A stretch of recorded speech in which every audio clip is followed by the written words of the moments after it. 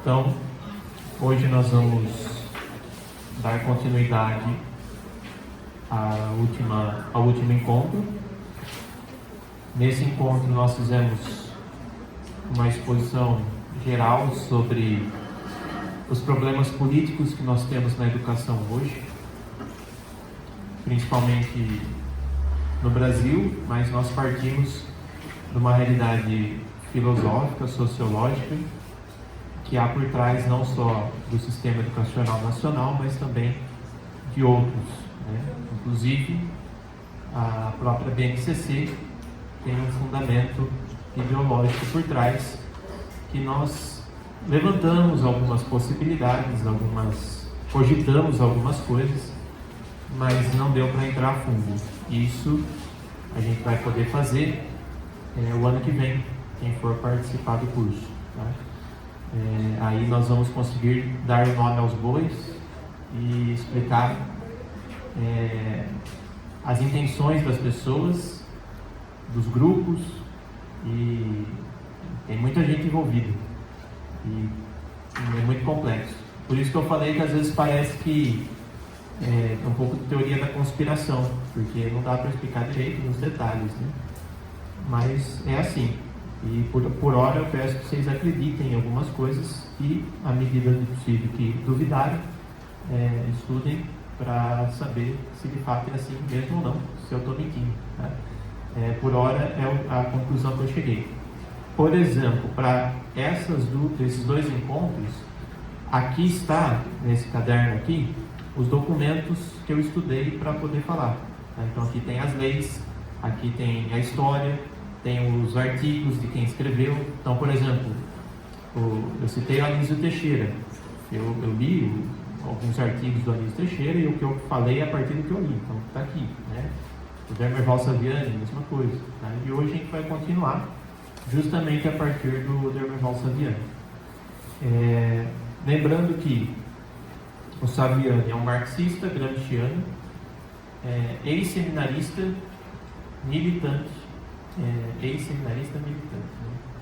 Meio contraditório, mas ele aprendeu o marxismo a partir da influência da teologia da libertação que havia na época dele do seminário, e depois ele aprofundou isso como poucos no Brasil. Ele é um dos maiores teóricos da educação brasileira, tem uma importância muito grande, inclusive na nossa própria formação. Acredito que muitos aqui devem ter até já lido Saviani, ou pelo menos ouvido falar, né?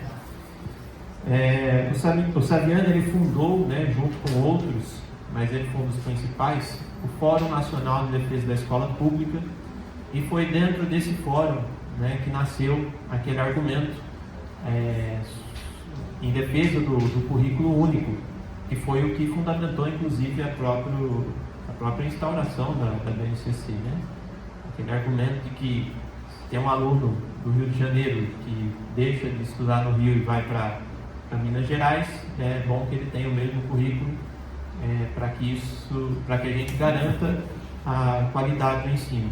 Quando, na verdade, isso pode até ter uma certa importância, mas para garantir a qualidade do ensino não basta só que a gente tenha um currículo único, mas a gente precisa de formação de professores. Inclusive, por esse caminho que caminharam muitos países. Na verdade, os principais países que hoje têm uma boa educação não estabeleceram currículos únicos. Pelo contrário, investiram forte na formação de professores. Isso está provado num relatório chamado McKinsey & Company. Foi uma empresa que fez um estudo global, né, mostrando que provando que os sistemas educacionais onde houve melhora foi porque primeiro foi colocado o professor como meta, o aprimoramento do professor, a formação do professor, né? E isso claro, é lógico, na verdade. Como que a gente vai melhorar a educação? Investindo naquele elemento que é o principal da educação, que é o professor. Não é fazendo currículos, tá? Inclusive, os melhores currículos são aqueles feitos pelos melhores professores, porque é aqueles que estão adequados à realidade e ainda tem uma fundamentação teórica, fruto de uma formação forte daquele professor. Esse é um bom currículo, né? Então, o professor precisa participar ativamente da elaboração do currículo, e qualquer tentativa de estabelecimento de um currículo único, ela é incompatível com o ideal de pedagogia. Isso não tem como a gente duvidar, né? Pode até ter um currículo único, mas ele não vai ser bom. Vai ser, de início, já fadado ao fracasso na sua iniciativa. E isso fica muito claro mesmo nas tentativas em que isso foi feito, né? Hoje, nos Estados Unidos, nós temos o Common Core, e é uma das principais asneiras que já foram feitas na educação dos Estados Unidos. Isso quem fala é os próprios pesquisadores americanos. Ninguém acha que lá é bom. Só que lá continua ainda. Por quê? Porque quem está interessado não são os educadores, são os políticos, são os economistas. E a BNCC é a mesma coisa. Infelizmente, hoje a gente está numa época dessa, em que a gente está colhendo o fruto de uma educação determinada pelos economistas e pelos políticos. Inclusive, é fácil perceber quando a gente analisa poucos artigos, poucas notícias sobre o tema, e a gente chega na conclusão que a BNCC foi financiada pelo Banco Mundial, pelas grandes fundações internacionais. A formação de professores para a BNCC também é financiada por fundações internacionais. Então, não é à toa que esses caras investem dinheiro. Ano que vem a gente vai tentar explorar melhor esse dilema, né? E aí fica mais fácil, tá? Mas não podemos perder de vista isso, porque teve uma preparação para se chegar aí. Foi muito fácil implantar a BNCC no Brasil, porque já tinha um histórico de políticas centralizadoras. Inclusive, aqueles que fizeram esse movimento de centralizar a política educacional são as pessoas que mais estariam contra, ou deveriam estar contra, os interesses de quem fez a BNCC. Só que eles prepararam o terreno. E quem são eles? São os teóricos marxistas, os mais importantes. Aí eu coloco como principal o Demerval Saviano. Ele não queria fazer isso. Ele não queria favorecer os globalistas. Mas isso acabou acontecendo. Porque fez que colocou como princípio que a educação no Brasil tinha que ser centralizada a partir de um conceito chamado Sistema Nacional de Educação. Hoje, esse termo está presente na Constituição brasileira, desde 2009, quando o Fernando Haddad conseguiu, por uma emenda constitucional, colocar esse termo lá dentro. E já temos perspectivas de aprimorar isso.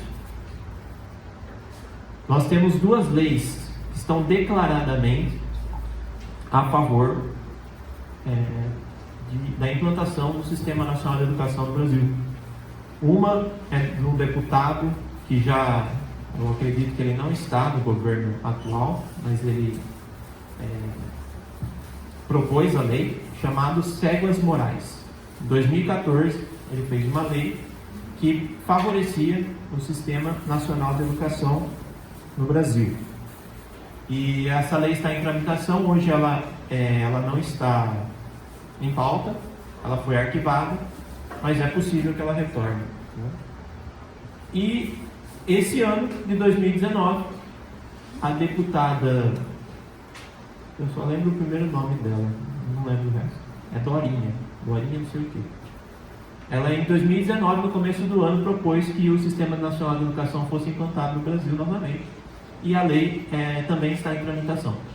Então pode ser que isso ainda aconteça. Por incrível que pareça, essa é uma ideia marxista que favorece o sistema globalista, né? E isso é uma das coisas mais loucas que eu já vi, né? Os inimigos um ajudar o outro, e parece que sem saber, né? Eu não sei se não sabe, não dá para saber. Só sei que eles acabam um ajudando o outro, mas quem está se beneficiando mesmo é a política globalista, tá? E para entender melhor a política globalista, a gente precisaria de mais tempo. E aí, ano que vem, nós temos 2 aulas só sobre esse tema. Tá? Mas vamos lá. O Saviani, eu lembro que eu comentei no último encontro, que ele propôs uma nova LDB. Ele escreveu uma LDB, depois da de 1961, nos anos 80. Em 1988, ele queria que essa LDB fosse aprovada.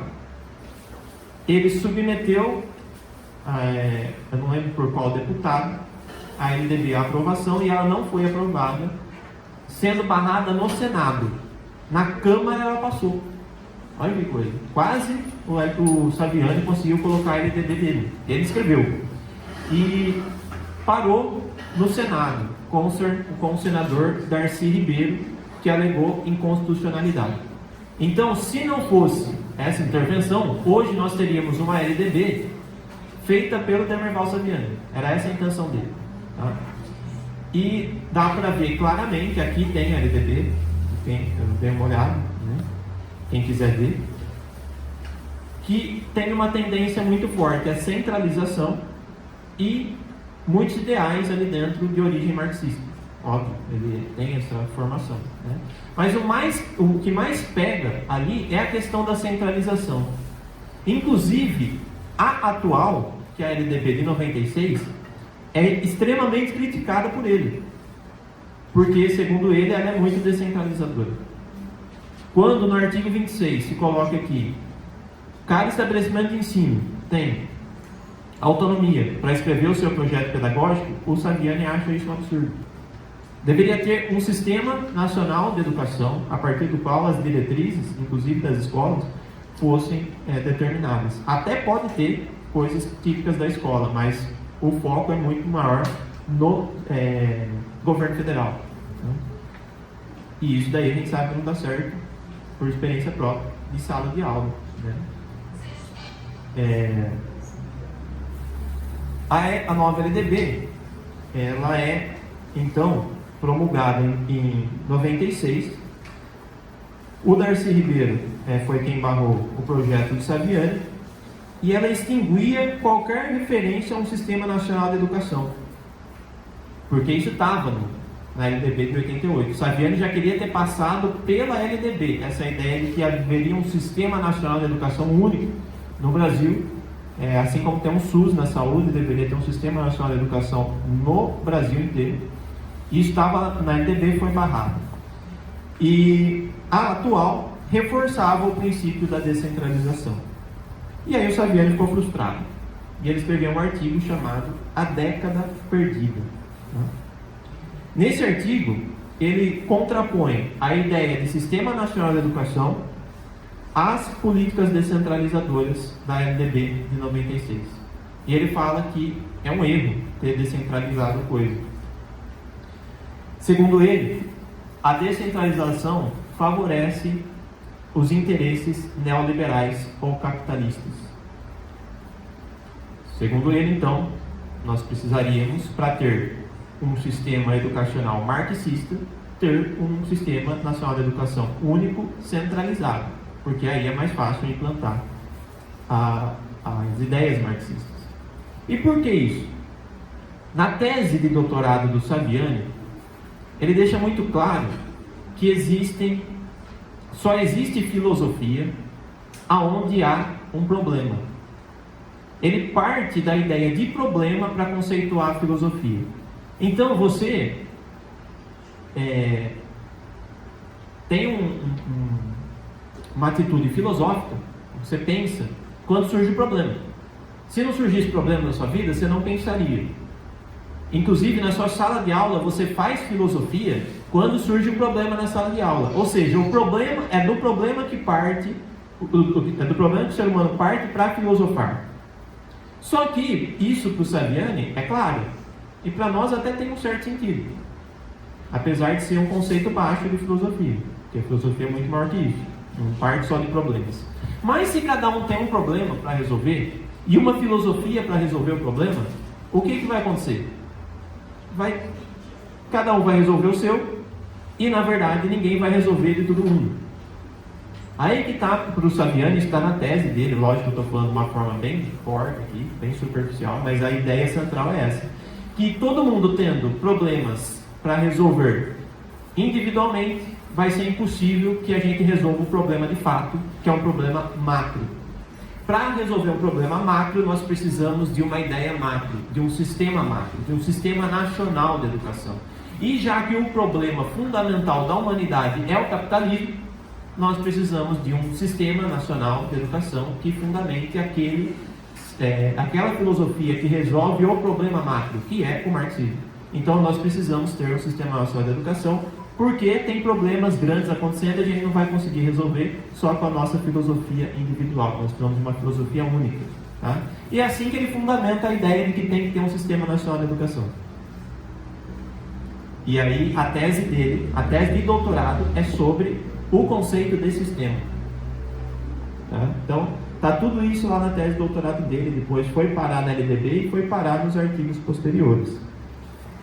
Segundo ele, a mudança de foco para que o Sistema Nacional de Educação passe a ocupar o lugar de políticas descentralizadoras depende de nossa capacidade de forjar uma coesa vontade política capaz de transpor os limites que marcam a conjuntura presente. Isso são palavras do Saviani.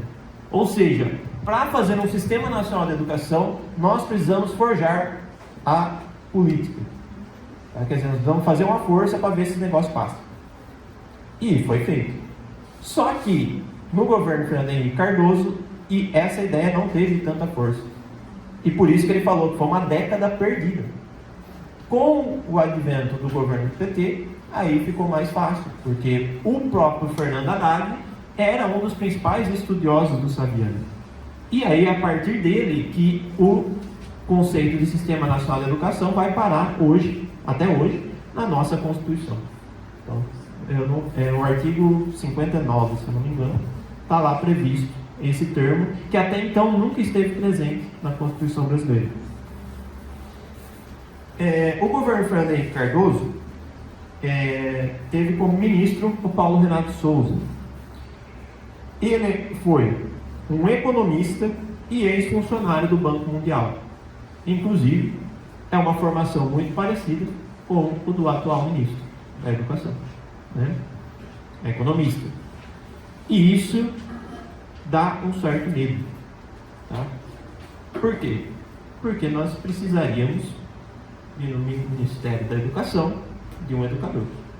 Isso é a lógica, né? Não que o economista não possa fazer um bom trabalho, mas normalmente a gente enxerga as coisas a partir daquilo que a gente estuda, né? E o Paulo Renato Souza enxergou a educação a partir da economia. E aí, ferrou com tudo mesmo, com aquilo que o Saviani planejava, né? Porque aí é praticamente a oposição do que o Saviani pensava, né?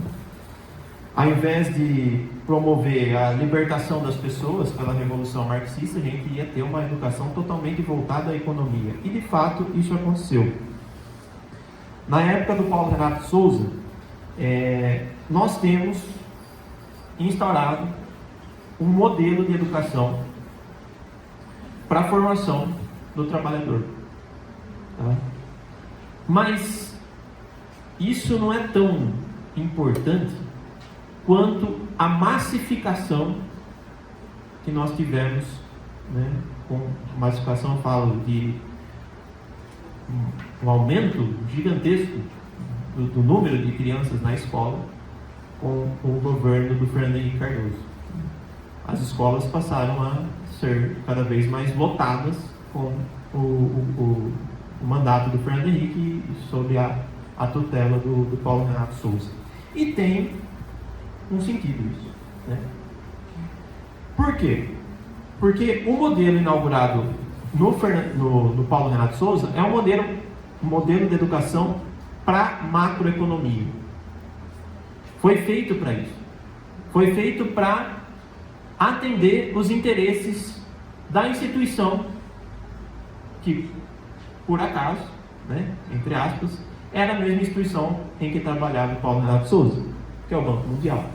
Ele trabalhava no Banco Mundial e ele atendeu como nenhum país fez a praticamente todos os interesses do Banco Mundial no Brasil. O que ele fez de principal?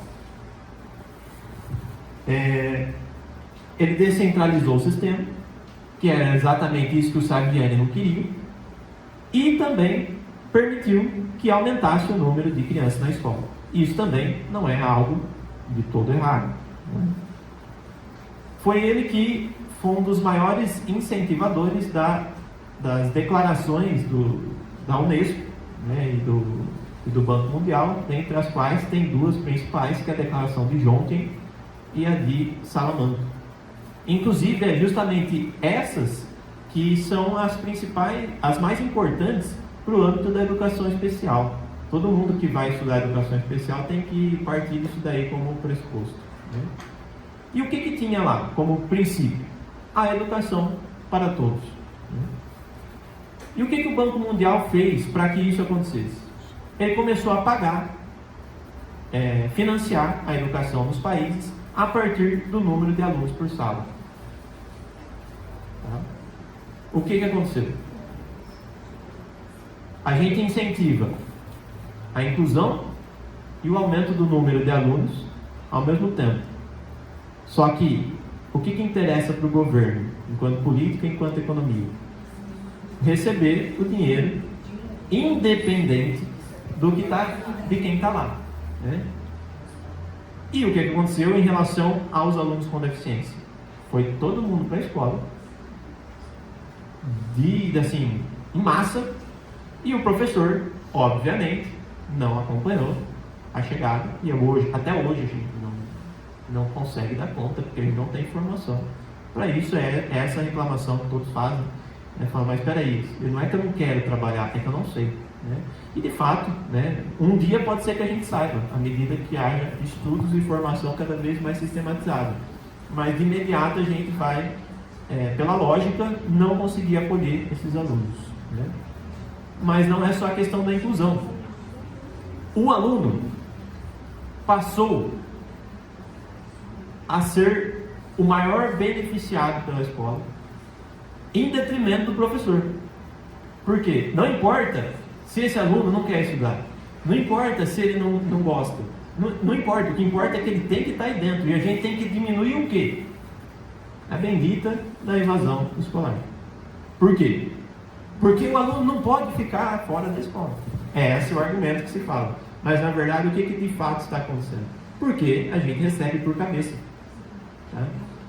E junto com isso vem o advento das novas pedagogias, que são aquelas que vão justamente contra o ensino mais tradicional ou aquele ensino que cobra do aluno.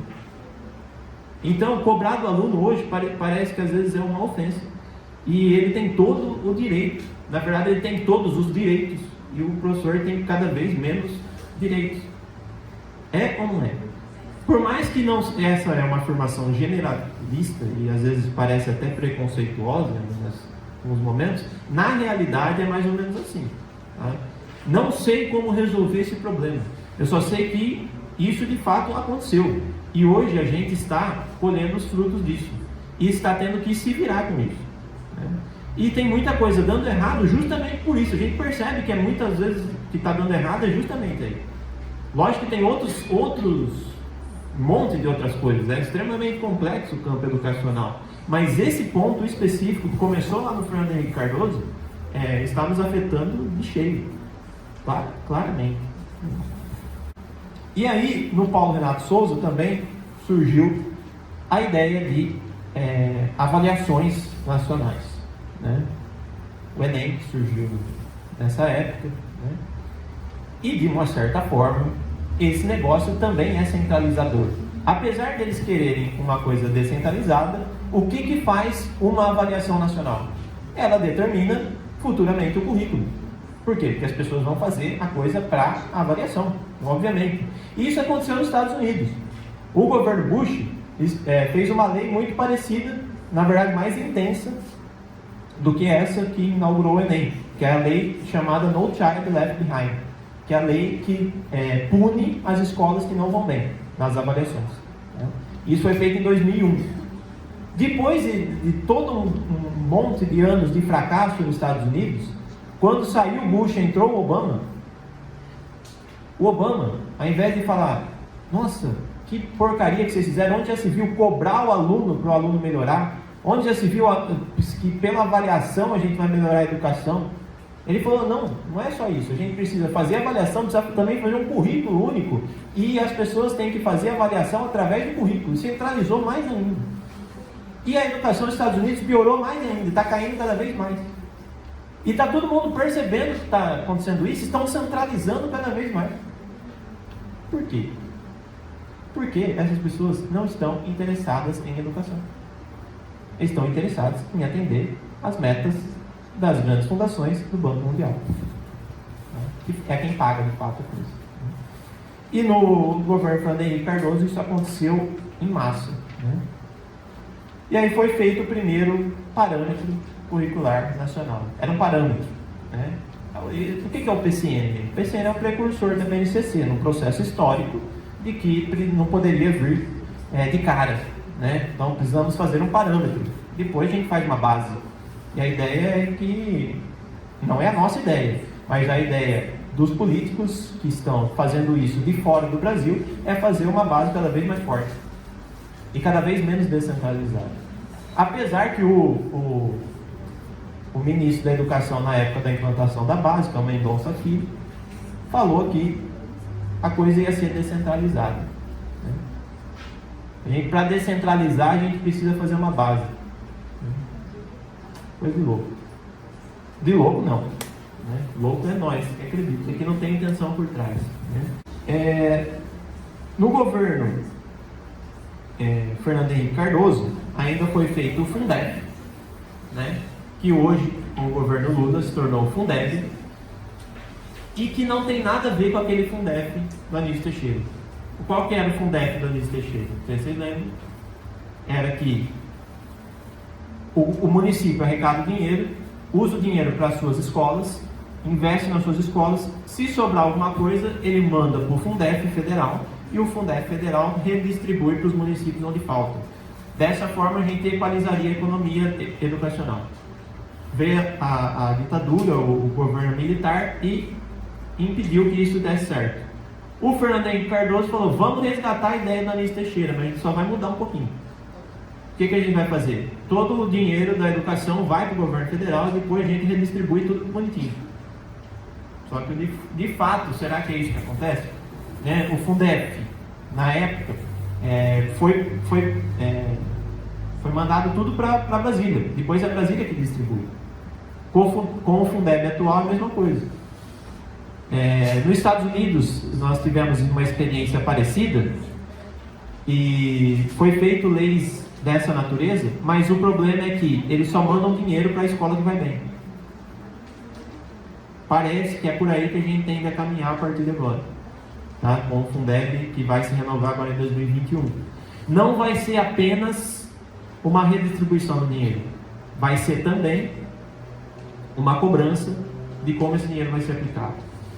Quer dizer, a coisa vai centralizando cada vez mais. E por quê?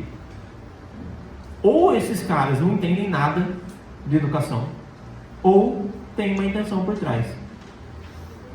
O atual ministro, pelo que eu conheço, pelos bastidores, é que ele entende muito pouco da coisa. Ele está aderindo a uma ideia que vai contra os próprios princípios dele. E ele não está percebendo, e está achando que é bom. Os anteriores, eu não tenho conhecimento para falar, mas parece que é mais ou menos parecido. Não sabia direito o que estava fazendo.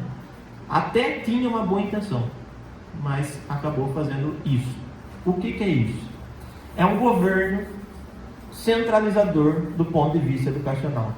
O marxismo tentou fazer isso, colaborou com o globalismo adorou isso, fez a BNCC, e a ideia é centralizar cada vez mais. E centralizar na mão de quem? Do brasileiro? Não, das fundações internacionais. Isso a gente vai deixar um pouco mais claro no ano que vem. E aí, o Saviani, em 2010, ele disse o seguinte, parece que não, mas é isso mesmo que que ele queria, né? Aqui está claro no artigo dele, publicado no CONAI de 2010, que é uma conferência em que as pessoas iam lá para o Ministério da Educação para falar sobre educação. O Fabiano foi convidado a ir e ele falou o seguinte lá em Brasília: a melhor forma de fortalecer as instâncias locais não é necessariamente conferir-lhes autonomia, deixando-as de certa forma à própria sorte. Quer dizer, a melhor forma, professores, escolas, é a gente não deixar vocês livres. A melhor coisa que a gente pode fazer por vocês é não dar tanta autonomia assim. O isolamento tende a degenerar a diversidade em desigualdade, cristalizando-a pela manutenção das deficiências locais. Ou seja, se a gente deixar os professores e as escolas à própria sorte, as deficiências vão proliferar.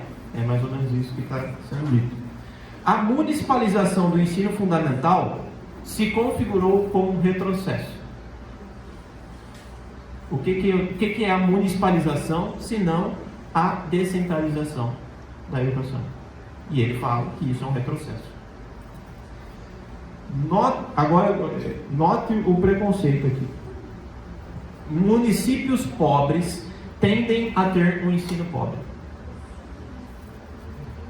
Municípios remediados, um ensino remediado. E municípios ricos, um ensino mais satisfatório.